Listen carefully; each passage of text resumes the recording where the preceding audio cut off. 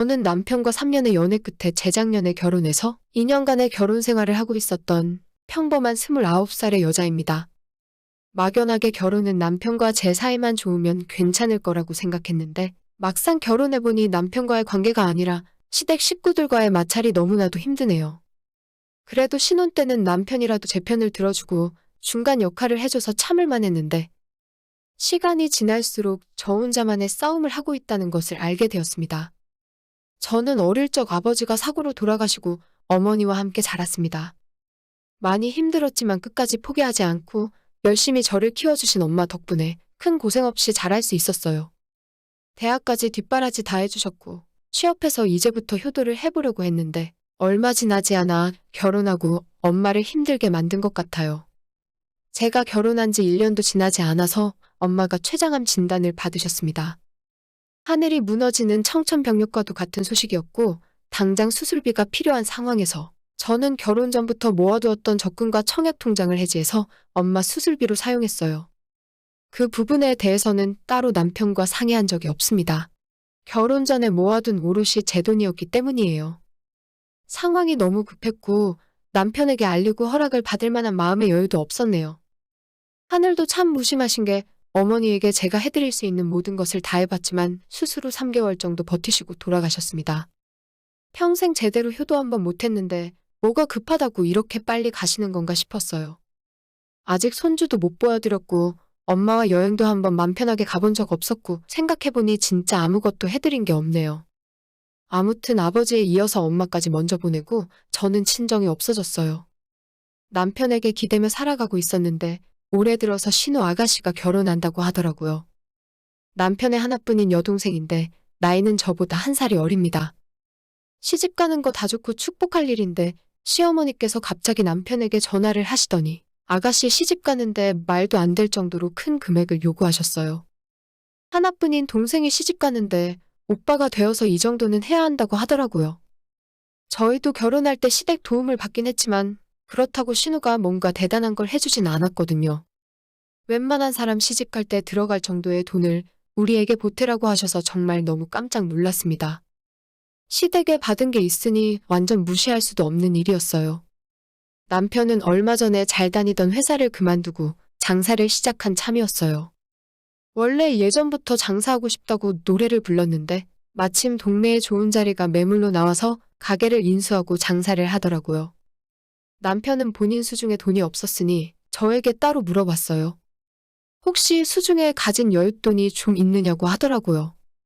결혼 전에 남편과 3년 사귀면서 제가 월급을 알뜰하게 모아서 적금 붓고 있던 걸 남편도 알고 있었습니다. 그래서 어쩔 수 없이 남편에게 사실대로 이야기했어요. 엄마 수술하고 병원에서 그 돈 다 써버린 지 오래라고요. 그런데 남편이 일부러 그런 건지 제가 하는 이야기를 듣고 시어머니에게 토시 하나 안 틀리고 그대로 전달했더라고요. 뭐 거기까진 그럴 수 있다고 치는데 그 뒤로 시어머니가 제게 연락하셔서 하시는 말씀이 완전 대박이었습니다. 어떻게 남편과 시댁의 상의도 없이 제 마음대로 큰돈을 쓸 수 있냐고 하시더라고요. 결혼했으면 그 전에 모아놓은 돈이건 아니건 모든 재산에 대해서 남편과 합의하에 썼어야지 왜 제 마음대로 그 돈을 쓰냐고 하셨어요. 뭐 그 정도까지는 저도 이해할 수 있었습니다. 시부모님에게 결혼할 때 받은 것도 있었고 솔직히 남편과 상의 없이 큰돈을 쓴 것에 대해서 미안한 마음도 평소에 갖고 있었거든요. 게다가 시어머니께서도 결혼 전부터 지금까지 항상 제가 하는 일에 대해서 꼬투리를 잡고 마음에 들어하지 않는다는 것도 알고 있었어요. 그냥 남편이 좋아서 한 결혼이었고 결혼 전부터 시어머니 성격이 꼬장꼬장하다는 것도 남편이 알고 있어서 중간에서 자기가 잘 말려보겠다고 했으니까요. 그래서 솔직히 시어머니 전화 올 때 받기 전부터 예상은 하고 있었어요. 하지만 시어머니는 거기서 끝나지 않고 계속 제가 한 일에 대해서 트집을 잡으시며 말을 이어나가셨습니다.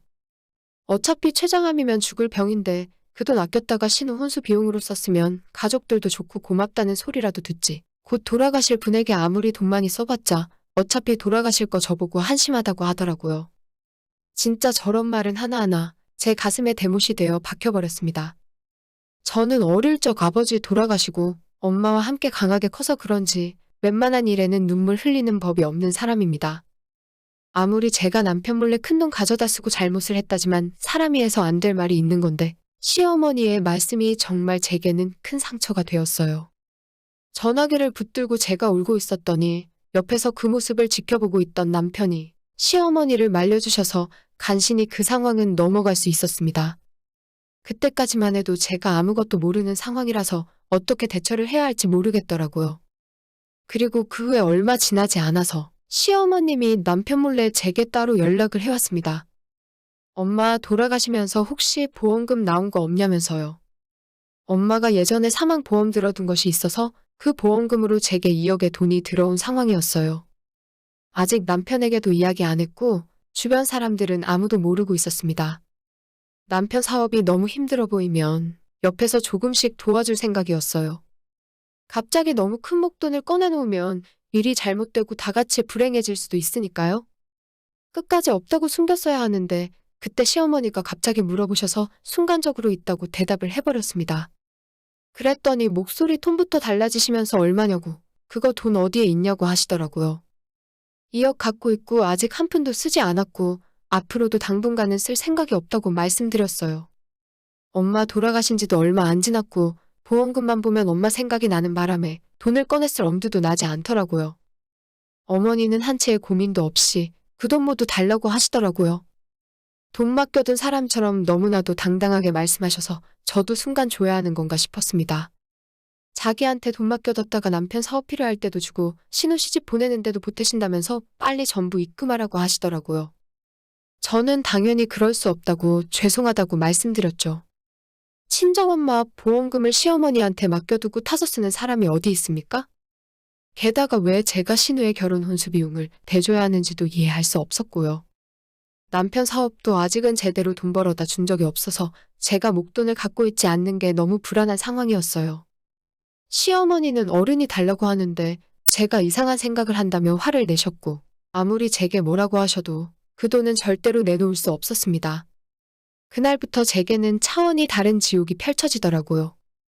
이전까지는 가끔 전화하시거나 만났을 때 잔소리하고 제 기분 배려하지 않고 막말하시는 정도였다면 그 뒤로부터는 아주 작정하고 괴롭히세요. 매일같이 집으로 찾아와서 살림 지적을 하시고 본인 마음에 조금이라도 안 드는 부분이 있으면 욕을 하고 소리를 치십니다. 제가 친정 부모님이 다 안 계셔서 그런지 너무 심하다 싶을 정도예요. 처음엔 시어머니가 너무 심하다면서 말리고 있던 남편마저 요즘 들어서는 자기 엄마 편을 들면서 저보고 좀 신경 써서 잘하라고 하더라고요. 남편마저 제 편을 안 들어주니까 시어머니는 완전 신이 나셨습니다. 우리 부부 둘 다 출근하고 빈집에 오셔서 자기 집처럼 쓰고 계세요. 제가 시어머니에게 반항하지 않고 고분고분 말을 들었더니 점점 심해지는 것 같았습니다. 얼마 전 퇴근하고 돌아온 남편에게 시어머니가 너무 힘들게 한다고 이야기했더니 남편이 한다는 소리가 나이 많은 시어머니가 저렇게 신경 써주시면 네가 잘못된 거고 바뀔 생각을 해야 하지 않냐고 하더라고요. 그리고는 시어머니에게 전해 들었는지 자기 가게에 급하게 돈이 필요한데 2천만 원만 달라고 합니다. 남편이 결혼 이후로 제게 대놓고 돈 달라고 한 건 처음이라서 너무 깜짝 놀랐네요. 제가 시치미를 떼고 그렇게 큰 돈이 어디 있냐고 없다며 펄쩍 뛰었더니 남편은 다 알고 있는데 거짓말하지 말라면서 그냥 그 돈 우리 엄마한테 맡겨놓고 쓰는 게 낫지 않겠나 싶은데 당신 돈 관리할 줄도 모르잖아. 자기 엄마랑 똑같은 소리를 하고 있는데 너무 소름이 끼쳤어요. 이 사람들 어떻게든 나를 꼬드겨서 엄마 보험금 빼먹을 생각뿐이구나 싶었습니다.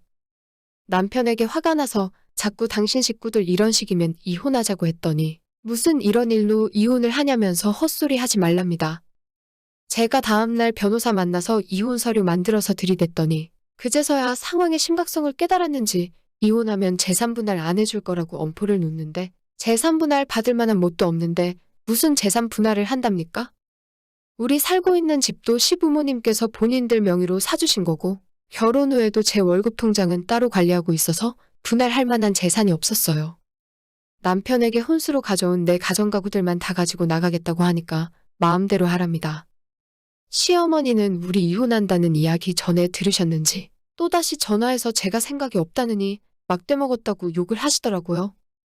친정엄마 보험금 그거 달라고 했다고 지금 이러는 거냐면서 가만 안 둘 거라고 온갖 협박을 하시길래 하시는 말씀 고스란히 녹음해놨다가 우리 변호사한테 가져다 주었습니다. 지금은 제가 다니는 회사 근처에 방 2개짜리 집 구해서 남편과 별거하고 있습니다. 남편과 시어머니는 저희 엄마 보험금에서 반 내놓지 않으면 이혼 안 해준다고 버티고 있는데 돈 줄 생각도 없고 계속 남편과 살 생각도 더욱 없어요.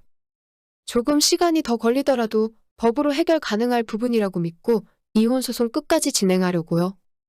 우리 변호사는 제가 위자료까지 받아낼 수 있을 거라는데 제발 그랬으면 좋겠습니다.